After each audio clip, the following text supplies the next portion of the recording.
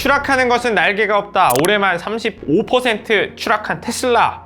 반토막을 향해 달려가고 있지만 그래도 강성 주주들의 희망의 끈을 지켜주는 사업이 있습니다. 이 사업만 잘 되면 반전의 계기를 만들 수 있다. 아직 이 사업으로 제대로 주가가 쏜 적이 없다라는 믿음인데요. 바로 로보택시입니다. 우리 강성 주주들 입장에선 일단 시장만 하면 자율주행 끝판왕인 테슬라가 다시 쏠 수 있을 것이라는 기대입니다. 그래서 오늘은 로보택시의 현재를 짚어보겠습니다.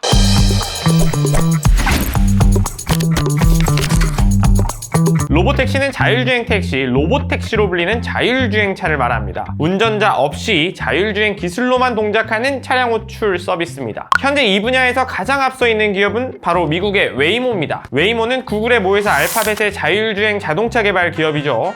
현재 미국 4개 지역에서 로보택시 사업을 펼치고 있습니다. 애리조나주 피닉스와 캘리포니아주의 로스앤젤레스와 샌프란시스코, 텍사스주 오스틴 지역입니다. 웨이모는 자율주행 기술을 고도화하기 위해 일단 도로가 평평하고 다소 한적한 피닉스 지역에서 2018년부터 서비스를 시작합니다. 이후 조금 더 복잡한 샌프란시스코와 로스앤젤레스로 서비스를 확장하죠. 이달 들어서는 자율주행 경쟁자인 우버와 손잡고 미국 텍사스주 오스틴에서 웨이브 온 우버 로보택시 서비스를 공식 출시했습니다. 오스틴을 찾는 사람은 누구든 우버의 앱을 활용해 로보택시를 호출할 수 있게 된 겁니다. 통상 웨이모의 로보택시를 이용하기 위해서는 웨이모 원 앱을 설치해야 했는데요.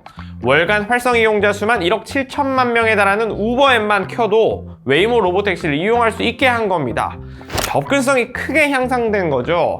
한국으로 치면 카카오 택시를 이용해도 쉽게 로보택시를 이용할 수 있게 됐습니다. 야야, 그래서 한번 이용해보는 수준 아니냐? 이렇게 부르시면 전혀 아닙니다. 현재 웨이모는 오스틴을 제외한 세 도시에서 매주 20만 회 이상 승차를 처리합니다. 지난해 8월에 주당 10만 회 수준에서 이제는 20만 회가 넘습니다. 세 지역에서만 매주 60만 명, 한 달이면 240만 명이 사람이 없이 운전하는 택시를 타고 있는 겁니다. 웨이모는 굵직한 투자 유치와 함께 성장세를 구가하고 있습니다. 지난해 4분기에 56억 달러, 우리 돈 7조 8천억 원에 달하는 투자 유치에 성공했고 현재 누적 투자금은 이전에 2차례 펀딩까지 포함해 110억 달러가 넘었죠. 우리 돈으로 16조 원 가까운 투자금입니다. 웨이모는 완성차 기업들과의 협력도 키우고 있습니다. 지난해 현대자동차와 파트너십을 체결하고 아이오닉 5를 로보택시 차량에 추가할 예정이라고 밝히기도 했습니다. 현재 미국 자동차 제조업체 제너럴 모터스가 지난해 말부터 로보택시 사업에서 철수하기로 결정하면서 웨이모의 독주 상태가 됐습니다. 로보택시 사업을 담당한 자회사인 크루즈가 돈 먹는 하마라는 게 이유였습니다. GM은 2016년 이후에 8년 동안 로보택시 사업에만 총 100억 달러, 약 14조 원 이상을 지출했는데 성과가 안 나왔습니다. 아직 기다려봐, 웨이모 독주 아니라니까. 우리 테슬라 선생님이 있다니까. 자율주행의 대부를 꿈꾸는 테슬라는 어떨까요? 테슬라는 무인 로보택시 사업을 회사의 핵심 미래 사업으로 점 찍었죠. 단순히 미래 사업 하겠다는 수준이 아니라 테슬라의 글로벌 전기차 판매량이 감소하면서 이 사업에서 꼭 성과를 내야 하는 생존의 기로에 서 있습니다. 일단 오는 6월에 텍사스주 오스틴에서 로보택시 서비스 사이버캡을 출시하겠다고 했으니 이 지역에서의 서비스가 회사의 명운을 가를 수가 있습니다. 시범 출시의 성과에 따라 내년을 목표로 한 미국 전역으로의 서비스 확대가 판가름 나는 겁니다. 사실 텍사스주 오스틴은 테슬라의 전기차 공장과 본사가 위치한 곳입니다. 주정부 차원에서 일론 머스크와 막역한 관계를 맺고 있고 텍사스주는 일찌감치 자율주행 기업 지원에 호의적인 태도를 보여왔죠. 다만 아까 말씀드린 이 지역의 서비스를 출시한 구글 웨이모와 정면 충돌이 예상됩니다. 같은 지역에서 서비스를 하기 때문에 어느 기업의 자율주행이 더 안정성과 정시성 등을 갖췄는지 증명되겠죠. 테슬라는 앞서 지난해 11월에도 캘리포니아주에 차량 호출 서비스를 위한 운수행위 허가를 신청하기도 했습니다. 택시 허가증을 신청한 건데요. 완전 무인 자율주행은 아니고 안전운전 요원이 동승하는 서비스에 대한 허가입니다. 테슬라가 로보택시에 본격 드라이브를 걸고 있다고 보면 됩니다. 특히 테슬라의 로보택시 사업은 테슬라의 완전 자율주행 이른바 FSD 소프트웨어를 구현할 핵심 로드맵 중에 하나입니다. 나중에는 테슬라의 FSD를 탑재한 개인 소유 차량을 로보택시로 제공할 수 있도록 하고 우버와 비슷한 영업을 하도록 하겠다는 구상도 있습니다. 잠깐! 자율주행 시스템 좀 얘기 좀 하죠. FSD는 레벨 2단계의 자율주행을 가능하게 하는 첨단 운전자 보조 시스템을 말합니다. 테슬라에는 기본으로 탑재된 오토파일럿 시스템이 있습니다. 크루즈 기능과 함께 차량 간격을 유지하고 차선을 유지합니다. FSD는 이보다 조금 더 복잡한 상황에서 자율주행을 구현해냅니다. 차선이 명확하지 않은 도심에서도 신호등이나 표지판을 분간해내고요. 도로 주변 사물이나 사람을 인식하면서 안전하게 자율주행을 구현하는 게 특징이죠.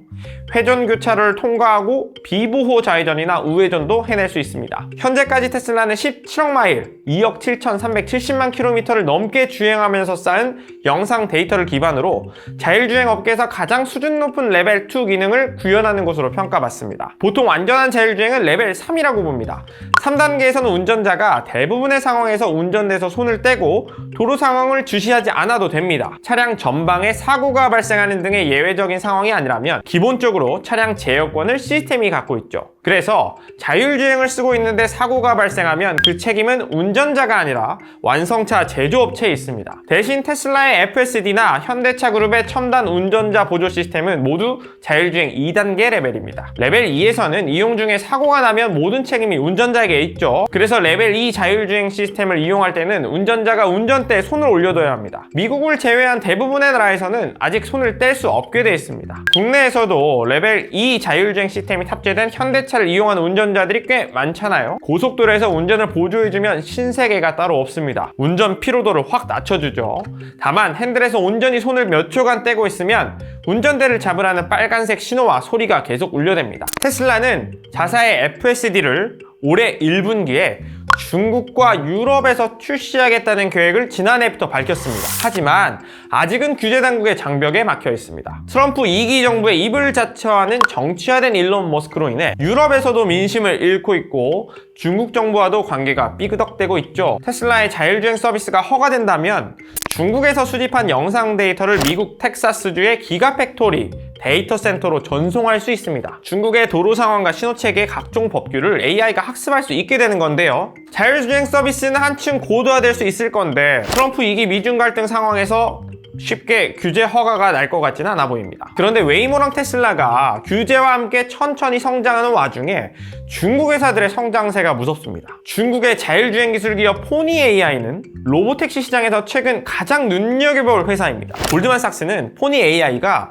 레벨 4 자율주행 모빌리티 분야에서 중국 시장의 선도 기업이라고 평가했습니다. 도이치뱅크도 포니 AI를 중국의 웨이모라고 칭하고 있습니다. 포니 AI의 지능형 운전 기술은 첨단 AI 기술로 강화된 독점 소프트웨어에 기반을 두고 있다라고 평가했는데요. 포니 AI는 중국의 일선 도시인 베이징, 상하이, 광저우, 선전에서 모든 규제 허가를 취득한 유일한 로보택시 기술 기업이라고 분석했습니다. 중국 전기차 공룡인 BYD는 아직 로보택시 사업은 하고 있지 않지만 전국민 자율주행 시대를 선언하면서 자율주행 드라이브를 걸고 있습니다. 자사의 저가 모델을 포함한 거의 모든 차종에 첨단 자율주행 시스템을 무료로 제공하겠다고 했는데요. 회사는 신의 눈이라는 자율주행 시스템을 갖고 있죠. 왕찬푸 BYD 회장은 지난 2월에 자율주행 시스템이 더는 가질 수 없는 사치품이 아니며 안전벨트와 에어백처럼 필수 도구라고 강조했습니다. 기존에는 3만 달러, 하나로 4,300만 원 이상 모델에만 자율주행 기능을 탑재했습니다. 이제는 10만 위안, 하나로 1,988만 원 이상 차량에 모두 신의 눈을 탑재하기로 한 겁니다. 심지어 7만 위안짜리 시걸 해치백 등 저가 차종 3개에도 자율주행을 탑재하기로 했습니다. 테슬라가 관련 기능을 32,000달러 이상 모델부터 적용한다는 점에서 자율주행의 가격 전쟁을 BYD가 선포한 것이죠. S&P 글로벌은 BYD가 자율주행 부분에서 모든 경쟁자를 앞서가고 있다고 밝혔습니다. BYD가 자율주행 기술의 비용을 낮추면 테슬라가 중국에서 FSD 기능을 어렵게 도입하더라도 그 파워가 더 약해지겠죠. 저렴한 자동차에서도 자율주행 이용이 가능한데 굳이 그보다 비싼 테슬라의 자율주행을 쓰기 위해 차를 사겠냐는 얘기입니다.